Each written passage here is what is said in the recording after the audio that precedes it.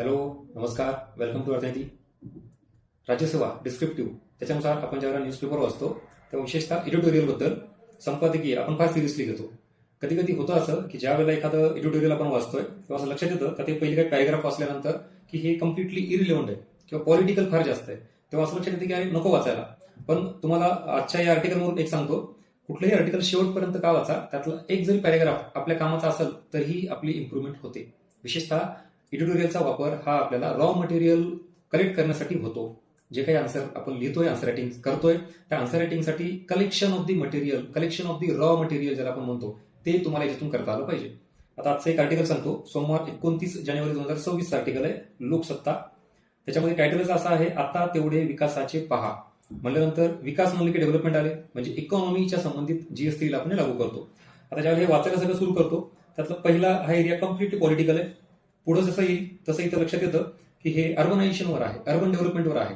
नुकत्याच महानगरपालिकेच्या निवडणुका झाल्या त्या संदर्भात आहे सगळं. इथं 2 योजनांचा उल्लेख केलेला आहे, एक तर स्मार्ट सिटी आणि दुसरं म्हणजे अमृत योजना. दोन्ही अर्बन डेव्हलपमेंट संबंधित आहे. पुढे गेल्यानंतर असं लक्षात येतं की क्लिअर कट भारतामध्ये प्रॉब्लेम काय आहे. म्हणजेच अर्बन डेव्हलपमेंटसाठी खूप सरकारने धोरण तयार केली, गव्हर्नमेंट स्कीम खूप लॉन्च केल्या, इनिशिएटिव्ह खूप घेतलेत, तरीही पाहिजे त्या प्रमाणात अर्बन डेव्हलपमेंट झालेली नाही. शहरं आजही बघा खूप गोष्टींना, प्रॉब्लेम्सला फेस करतायत. ह्याचं काय रिझन आहे, त्यातही विशेषतः 2 योजनांचं इथं उदाहरण घेतलंय आणि त्याच्यामध्ये त्यांनी अनालिसिस केलेलं आहे. आता आपल्या कामाचं काय, आपण कुठल्याही एका पक्षाला तिथं पॉझिटिव्ह निगेटिव्ह म्हणण्यापेक्षा आपण परीक्षेसाठी काय गरजेचं आहे ते इथं बघू. ह्याच्यात क्लिअर काय, एक प्रश्नाचा अँगल येऊ शकतो तुम्हाला. डेव्हलपमेंट हा शब्द आहे, मग ग्रोथ भारताची होती का, तर होती ना. जगात 4 लार्जेस्ट इकॉनॉमी आपली एवढी मोठी, 4 ट्रिलियन इकॉनॉमी आपली, जीडीपी. मग सगळं बघता ग्रोथ दिसतीये, पण ही इन्क्लुसिव्ह ग्रोथ आहे का, तर नाही. तोच इश्यू आहे. आणि ह्याच्यामध्ये असं सांगितलं की एवढ्या सगळ्या गव्हर्नमेंट स्कीमचं, इनिशिएटिव्हचं आउटपुट का नाही मिळत आहे. इथे एक बेस्ट कीवर्ड तुम्हाला मिळून जातो, तो म्हणजे social auditing. Point to be noted ह्या आर्टिकलमधून. आता आपल्या भारतामध्ये तुम्हाला जर असा प्रश्न आलाच की गव्हर्नमेंट स्कीम का फेल झाल्या किंवा यशस्वी करण्यासाठी काय केलं पाहिजे, एक तर तुम्हाला पॉझिटिव्ह अँगल सांगता आला पाहिजे वे फॉरवर्डमध्ये, आणि ऍक्च्युअल आता काय प्रॉब्लेम्स आहेत, समस्या काय आहेत हेही सांगता आलं पाहिजे. तर इथं बघा प्रॉब्लेम्स काय आहेत आपल्याकडे. एक तर सोशल ऑडिटिंग हा प्रकार नाहीये. त्यामध्ये जेव्हा आपण एखादी योजना जाहीर करतो तेव्हा तिचं नेमकं टार्गेट जे आहे ते ठरवलेलं अचीव्ह झालंय का नाही हे व्हेरीफाय करायला कुठली यंत्रणा नाहीये. त्याच्यानंतर किती टार्गेट ग्रुप ठेवला होता, किती गरजवंतापर्यंत त्याची जी काही योजनेची माहिती आहे किंवा त्याचा काही सवलतीचा पार्ट आहे तो पोहोचलाय का.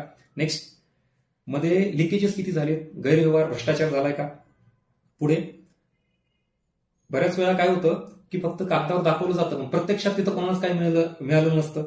हे एक पॉईंट सांगितलेलं आहे. आणि ह्या सगळ्यांचं प्रगती पुस्तक ज्याला आपण म्हणतो, म्हणजे रिपोर्ट त्या योजनेचा, हा कुठलाही जाहीर होत नसतो. असे सगळे हे पॉईंट्स आहेत. ह्याच्यामुळे योजनेचं अपयश आपल्याला दिसतं. आणि एक्झॅक्टली जर तुम्हाला वे फॉरवर्ड सांगायचं म्हणलं तर ह्या गोष्टी केल्यानंतर, योजनाचं प्रॉपर इम्प्लिमेंटेशन केल्यानंतर आपल्याला ऍक्च्युअल सक्सेस पाहायला मिळेल असं तुम्ही आन्सर रायटिंगमध्ये लिहू शकता. आणि याच्यात अजून काही कीवर्ड्स टाकू शकता, जसं की ऍक्च्युअल फेलियर का आहे, तर अकाउंटेबिलिटीच नाहीये, ट्रान्सपरन्सी नाहीये, व्हेरिफिकेशन कुठेही व्हेरीफाय होत नाहीये. जी गोष्ट आपण केली का नाही, सरकारने ज्या योजनेमध्ये जे उद्देश ठेवलं होतं ते झालं का नाही पूर्ण, व्हेरीफाय नाही. इफिशियन्सी नाहीये काम करण्याबद्दल. त्याचं ड्युरेशन बघा तुम्ही, एखादी योजना, एखादा प्रोजेक्ट 1 वर्षात करायचा होता पण तो 2 वर्ष झाला तरी पूर्ण झालेला नाहीये. अपूर्ण बरेच प्रोजेक्ट्स आहेत. त्याच्यानंतर बेनिफिट्स त्याच्यापर्यंत पोहोचले का जो टार्गेट ग्रुप होता. आणि ऍक्च्युली ग्राउंड रिअलिटी चेक केली जात नाही. अजून काही समस्या यायला लागल्या टेक्नॉलॉजीला धरून. एआय इमेजेस तयार व्हायला लागले. काही वेळेला काही गोष्टी, स्वच्छता आपण ज्याला म्हणतो, तिथं फार जास्त समजा कचरा दिलेला आहे, तो एआय मुळे कचरा रिमूव्ह केला जातो आणि क्लीन इमेज सेंड केली जाते आणि काम झालंय असं दाखवलं जातं.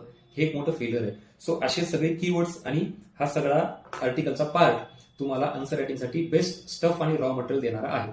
So this is all about today's editorial. अशाच पद्धतीनं तुम्हाला वेगवेगळ्या संपादकीयमधलं नेमकं काय घ्यायचंय आणि त्यातला कुठला अँगल आपल्या परीक्षेला कामाचा आहे याबाबत आपण चर्चा करत जाऊ. सो भेटूया परत एका नवीन एडिटोरियल सोबत. थँक्यू.